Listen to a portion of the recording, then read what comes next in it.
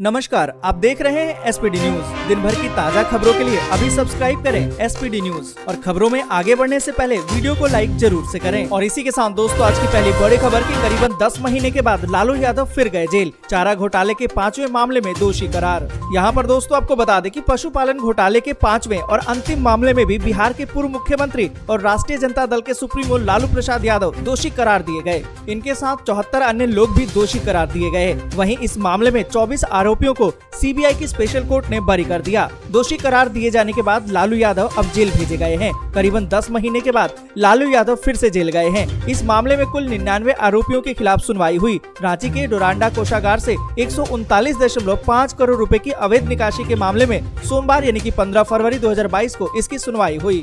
और इसी के साथ दोस्तों अगली बड़ी खबर के यूपी चुनाव में इन 37 सीटों पर भाजपा और सपा गठबंधन की सीधी टक्कर। जानिए कि बसपा और कांग्रेस ने कहां बनाया बहुकोणीय मुकाबला। दोस्तों यहाँ पर आपको बता दें कि यूपी में पहले और दूसरे चरण का चुनाव संपन्न हो चुका है। दूसरे चरण में जिन 9 जिलों की 55 सीटों पर चुनाव हुए 2017 में, उनमें से 38 सीटों पर भाजपा ने जीत हासिल की थी। आंकड़ों को देखें तो मुस्लिम और दलित बाहुल्य इन क्षेत्रों में भाजपा के अलावा 15 सीटों पर सपा और 2 पर कांग्रेस उम्मीदवारों की जीत हुई थी। पर इस बार की स्थिति थोड़ी अलग है। वोटिंग के बाद जो रुझान सामने आ रहे हैं उसके अनुसार तो इन 55 में से 38 सीटों पर भाजपा और सपा गठबंधन के प्रत्याशियों के बीच सीधी टक्कर है। 15 सीटों पर भाजपा सपा के साथ बसपा ने भी मजबूत दावेदारी ठोककर मुकाबला त्रिकोणीय बना दिया है, जबकि 3 अन्य सीटों पर कांग्रेस मुकाबले को बहुकोणीय बना रही है। दोस्तों यहाँ पर आपको बता दें कि बरेली जिले की बात करें तो 9 विधानसभा सीटों में से 7 पर भाजपा और समाजवादी पार्टी की सीधी टक्कर है। 17 की बात करें तो जिले की सभी 9 सीटों पर भाजपा ने जीत हासिल की थी। शाहजहांपुर की बात करें तो 6 विधानसभा सीटें हैं। इनमें से 4 सीटों पर भाजपा और सपा की सीधी लड़ाई है। बदायूं की बात करें तो यहाँ भी 6 विधानसभा सीटें हैं और यहाँ भी भाजपा और समाजवादी पार्टी के बीच में ही लड़ाई है। और इसी के साथ दोस्तों अगली बड़ी खबर की योगी आदित्यनाथ बोले, फिरोजाबाद के हर बूथ पर खिलेगा कमल, जिन्नावादियों को जनता देगी जवाब। आपको बता दें कि उत्तर प्रदेश विधानसभा चुनाव के तीसरे चरण का प्रचार अपने चरम पर है। इसी क्रम में उत्तर प्रदेश के मुख्यमंत्री योगी आदित्यनाथ जिले की सिरसागंज विधानसभा क्षेत्र में भाजपा प्रत्याशी के पक्ष में प्रचार किया। सीएम ने कहा कि जनपद फिरोजाबाद की जनता जनार्दन का ये असीम स्नेह परिवारवादियों और जिन्नावादियों की पराजय का ऐलान है। फिरोजाबाद जिले के हर बूथ पर कमल का फूल खिलेगा। इस सीट पर सपा और बीजेपी की साख दांव पर लगी है। और इसी के साथ दोस्तों अगली बड़ी खबर के अखिलेश यादव ने कहा, सत्ता में आए तो गरीबों को राशन के साथ घी भी देंगे।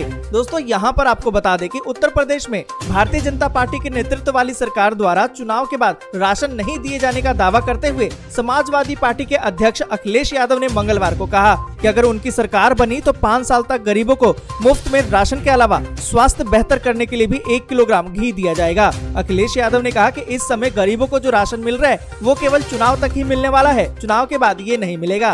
और इसी के साथ दोस्तों अगली बड़ी खबर के औरैया में बोले अमित शाह, 10 को यूपी में बनाएंगे बीजेपी की सरकार तो 18 को घर आ जाएगा मुफ्त में सिलेंडर। दोस्तों यहाँ पर आपको बता दें कि यूपी में विधानसभा चुनाव के दूसरे चरण का मतदान तो खत्म हो चुका है और अब तीसरे चरण के मतदान के लिए राजनीतिक पार्टियों की तैयारी चल रही है। एक तरफ जहां राजनीतिक दल एक दूसरे पर आरोप प्रत्यारोप लगा रहे हैं तो वहीं जनता से लोक लुभावन वादे भी किए जा रहे हैं। इस बीच केंद्रीय गृह मंत्री अमित शाह ने प्रमुख विपक्षी दलों पर जोरदार हमला किया और साथ ही दूसरे चरण में समाजवादी पार्टी और बसपा का सूखा साफ होगा ऐसा कहा। और साथ ही उन्होंने कहा कि भाजपा तेजी के साथ 300 सीटों की तरफ बढ़ रही है। और इसके अलावा गृह मंत्री ने वादा कर दिया कि 10 को अगर प्रदेश में बीजेपी की सरकार बनती है तो फ्री में गैस सिलेंडर आपको मिलेगा।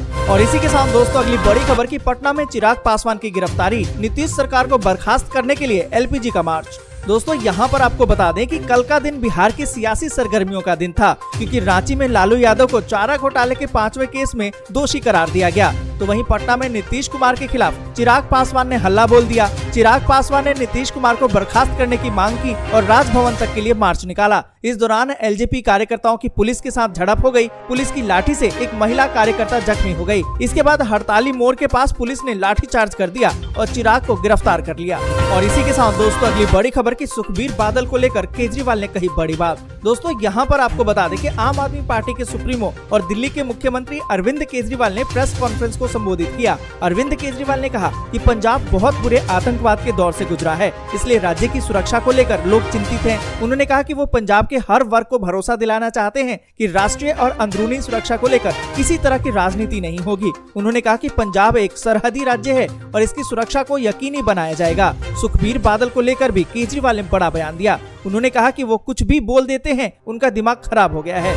और इसी के साथ दोस्तों अगली बड़ी खबर की नाभा में मनीष सिसोदिया का रोड शो, विद्यार्थियों के लिए कही अहम बात। दोस्तों यहाँ पर आपको बता दें कि विधानसभा मतदान में कुछ ही दिन बाकी रह गए हैं। हर उम्मीदवार के हक में दिग्गज नेता आकर उनके हक में अपना प्रचार कर रहे हैं, जिसके अंतर्गत नाभा में आम आदमी पार्टी के उम्मीदवार गुरदेव सिंह देवमान के हक में दिल्ली के उप मुख्यमंत्री मनीष सिसोदिया की तरफ से रोड शो किया गया। मनीष सिसोदिया ने कहा कि यदि इस बार पंजाब में आम आदमी पार्टी आती है तो पंजाब के नौजवानों को पंजाब छोड़ के कनाडा नहीं जाना पड़ेगा। उन्होंने कहा कि अगर आम आदमी पार्टी की सरकार आती है तो आने पर पंजाब में से कोई भी गुंडागर्दी, नशा और बेरोजगारी को हम खत्म करेंगे। और इसी के साथ दोस्तों अगली बड़ी खबर की लालू यादव के दोषी करार होने पर तेजस्वी बोले वो जरूर बरी होंगे, निराश होने की जरूरत नहीं। दोस्तों यहाँ पर आपको बता दें कि बिहार के बहुचर्चित चारा घोटाले के डोरांडा कोषागार से अवैध निकासी मामले में सीबीआई की विशेष अदालत ने राजद प्रमुख लालू प्रसाद यादव को दोषी करार दिया। साथ ही मामले में 24 लोगों को बरी कर दिया। कोर्ट के फैसले के बाद लालू के छोटे बेटे तेजस्वी यादव की प्रतिक्रिया सामने आई। आपको बता दें कि तेजस्वी यादव ने कहा कि कोर्ट के फैसले का पालन करना होगा, लेकिन लालू प्रसाद यादव जरूर बरी होंगे। उन्होंने कहा कि हमें ऊपरी अदालत से न्याय मिलेगा, निराश होने की जरूरत नहीं। और इसी के साथ दोस्तों अगली बड़ी खबर की 2-3 सीएम तो निपटा चुका हूँ, पंजाब में सिद्धू का चन्नी को इशारा। दोस्तों यहाँ पर आपको बता दें कि कांग्रेस की राष्ट्रीय महासचिव प्रियंका गांधी के पंजाब दौरे के दौरान अलग थलग रहे कांग्रेस प्रधान नवजोत सिंह सिद्धू ने फिर से मुख्यमंत्री चरणजीत सिंह चन्नी को घेर लिया है। सोमवार को अपने हलके में प्रचार करने उतरे नवजोत सिंह सिद्धू ने कहा कि मैं हमेशा से ही पंजाब और पंजाबियत की खैर मनाता हूं। उन्होंने कहा कि वो 2-3 सीएम तो निपटा चुके हैं। सिद्धू ने अपने ही अंदाज में चरणजीत सिंह चन्नी पर निशाना साधते हुए कहा कि मेरी लड़ाई सीएम की कुर्सी के लिए नहीं थी, मैं 2-3 मुख्यमंत्रियों को तो निपटा चुका हूं, अभी 1-2 को और भुगतने की क्षमता रखता हूं। सिद्धू ने कहा कि अगर ये भी ठीक नहीं चला तो पहले वालों की तरह इसे भी भुगता दिया जाएगा। और इसी के साथ दोस्तों अगली बड़ी खबर की पंजाब में प्रियंका गांधी का ट्रैक्टर पर रोड शो, कहा कि मंच पर पगड़ी पहन लेने से कोई सरदार नहीं बन जाता। दोस्तों यहाँ पर आपको बता दें कि पंजाब के रूपनगर में कांग्रेस की राष्ट्रीय महासचिव प्रियंका गांधी वाड्रा ने ट्रैक्टर पर सवार होकर रोड शो किया। उनके साथ पंजाब के मुख्यमंत्री चरणजीत सिंह चन्नी भी थे। उन्होंने बीजेपी और आम आदमी पार्टी पर निशाना साधते हुए कहा, उनसे कहो कि मंच पर पगड़ी पहन लेने से कोई सरदार नहीं बन जाता, उन्हें बताओ कि असली सरदार कौन है, इस पगड़ी की मेहनत और हिम्मत के बारे में बताओ, उनको बताओ कि पंजाब पंजाबियों का है और वो इसे चलाएंगे। और इसी के साथ दोस्तों अगली बड़ी खबर की G20 देशों के लिए दुनिया के सबसे ताकतवर देशों के समूह की अध्यक्षता के लिए भारत ने कसी कमर, कैबिनेट ने दी तैयारी की मंजूरी। आपको बता दें कि दुनिया के सबसे ताकतवर देशों के समूह G20 की अध्यक्षता इस साल दिसंबर में भारत को मिलने वाली है। इसी की तैयारी के लिए मंगलवार को केंद्रीय कैबिनेट ने G20 सचिवालय स्थापित करने की मंजूरी दे दी है। इसके जरिए भारत अपनी अध्यक्षता के दौरान समिट की सभी व्यवस्थाओं की तैयारी करेगा। भारत 1 दिसंबर 2022 से 30 नवंबर 2023 तक G20 समूह की अध्यक्षता करेगा। भारत अगले साल G20 शिखर बैठक की मेजबानी भी करेगा। प्रधानमंत्री नरेंद्र मोदी की अध्यक्षता में इस प्रस्ताव को मंजूरी दी गई है। दोस्तों आज के लिए बस यहीं तक। वीडियो आपको अच्छी लगी हो तो लाइक और शेयर जरूर कर दें। अगर अभी तक आपने चैनल को सब्सक्राइब नहीं किया है तो सब्सक्राइब जरूर से कर लें।